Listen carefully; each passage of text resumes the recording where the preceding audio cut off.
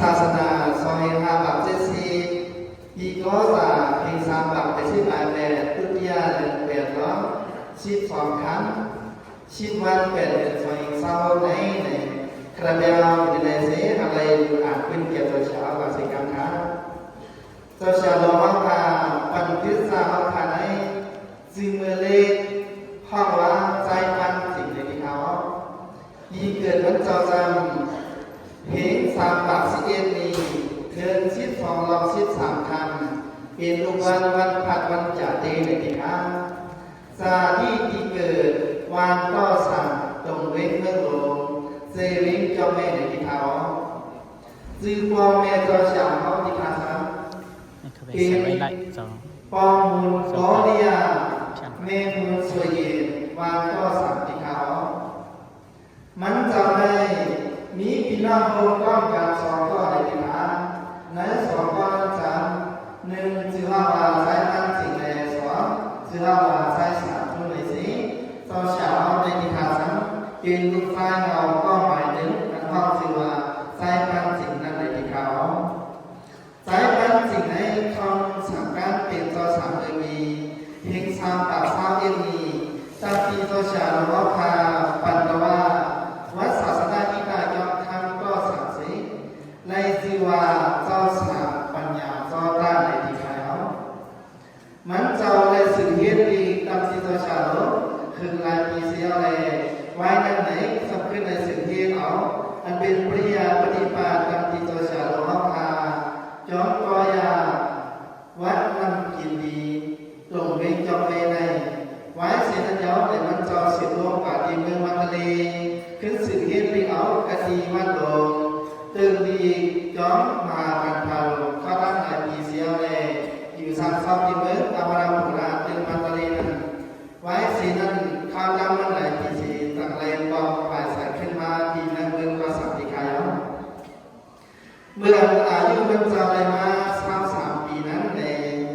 ปีเอก3 บาท 30 บาทสีนี้ตุติยาเดือน8 วันใน14 คำนั้นเอาปเมตรเยซูสองเจ้าเฮ็ดเด่น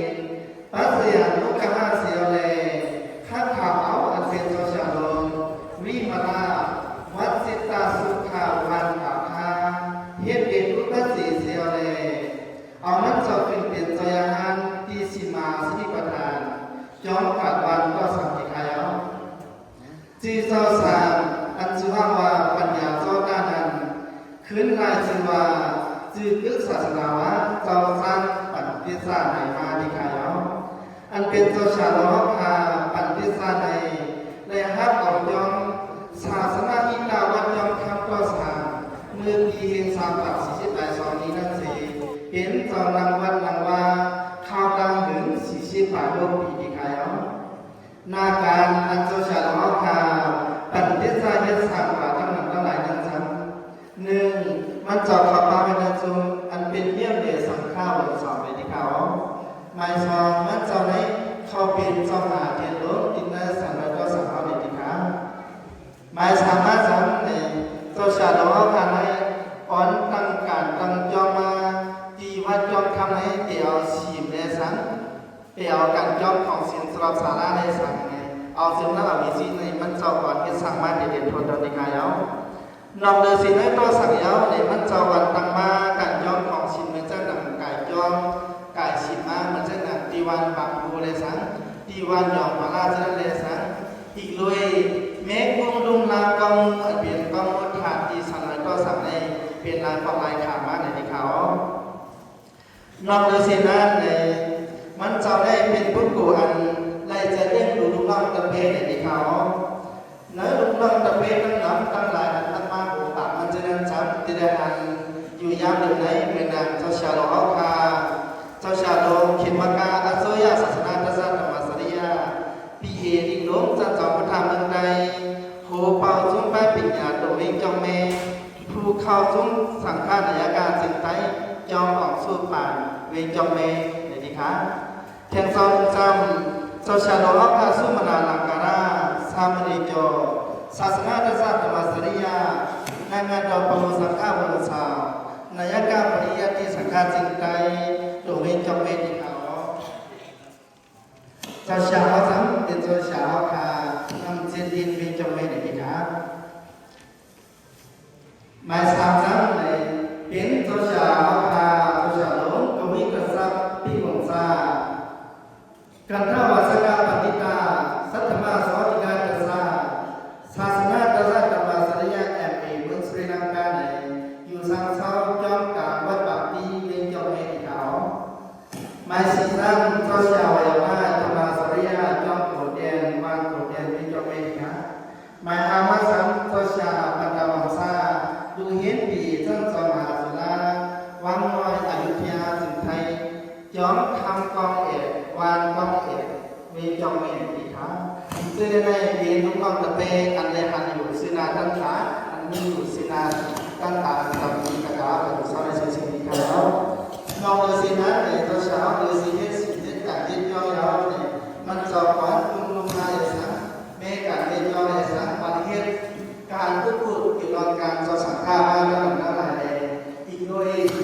เพลฮอดทำมาข่าวตามันอีกว่ามัน50 ปีความยาวอีกครั้งเมื่อถึงมาปีเพียง3 ปากไปสิไทยแบบนี้อายุมันจะไร70 ปีว่าสาสอะไรมา50 ปีว่านั้นในมือขายันตุติยาเดือนลอง8 ครั้งวันพาขายันกันนั้น10 โมง 44 นาทีตัวมันเจ้าได้อยู่ในการเป็นเรื่องการสังการตอนที่สังฆาเจ้าเราเสียเลยอย่างนั้นความเหมือนเยาวโปรดีงามกว่าการการเดินสิมือถึงมาขายันกันวันเจน12 โมง 40 นาทีนั้นมันเจ้าเลยหลอนเข้าสมหาข้างกว่ากะทิวัดยอมคำกองเอ็ดวานกองเอ็ดเว้นจอมไม่ได้สิปล่อยพาลูกน้องตะเพ็ดตะกาว่าที่ขายเอาคาราเบลเขาอยู่ที่ในเสียวเลยเป็นอันกำไรมองใจเงินมองใจจอมจะสาวเต้เสียวเลยกำลังสูดให้คาราเบลเขาได้ย้อนสู้กันตัวเฉียดของเขาปฏิเสธวัดศาสนาพิตาจอมคำไหนวัดศาสนาพิตาจอมคำว่าก็สั่งในภาวะถึงภาวะที่กัตติเย็นที่สุตติภาวะชาวสามนันเสกรรมที่ข